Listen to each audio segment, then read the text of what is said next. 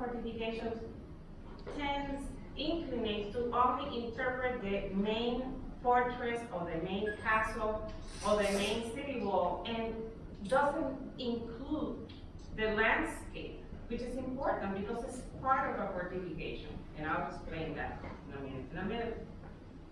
And the respective communities and settlements in a variety of ways. There's many typologies of fortifications around the world, and their construction techniques very different. So we have to take one by one cases, but the elements are the element of the human being, human value in it is general.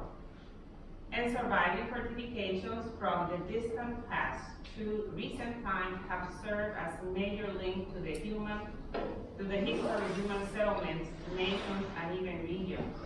If you think in the old times, settlements started by elements of fortification to protect themselves, and then they started growing as cities, as nations, and even there's transnational fortifications. There's borders in between two nations, and that line of fortification determines those two countries. So, another element very important when we are interpreting fortifications or military heritage is to understand and have clear their significance. The question here is how we get there.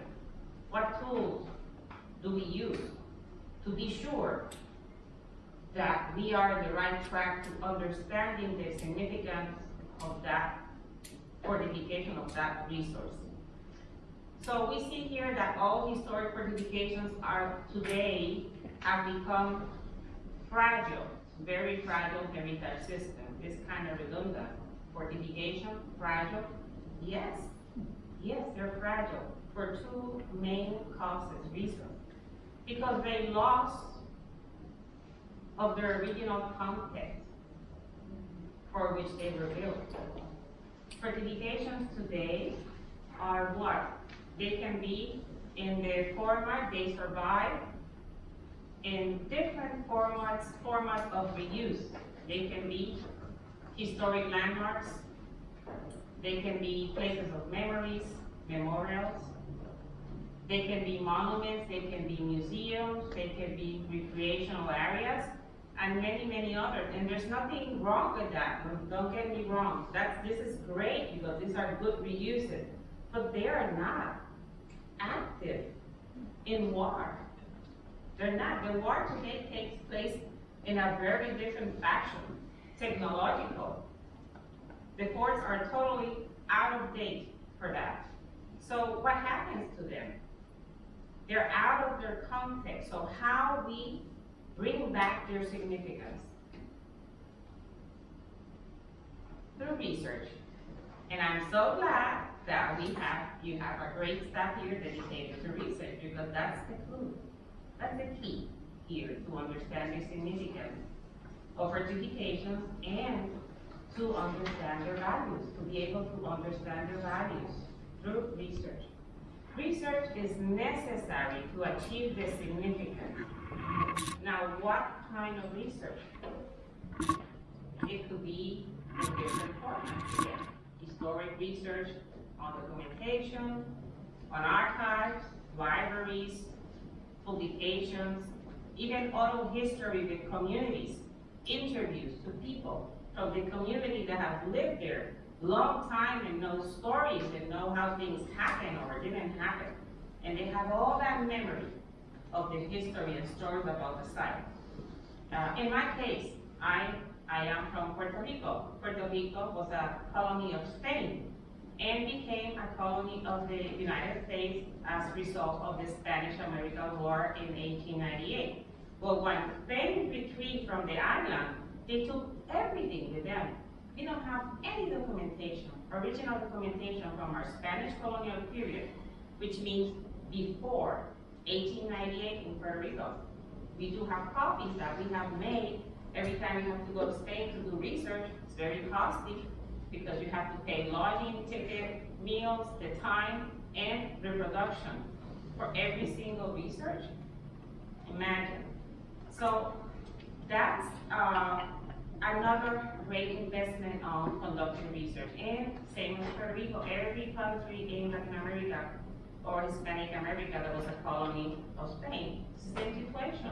Spain retrieved all the documentation to the Spanish archive.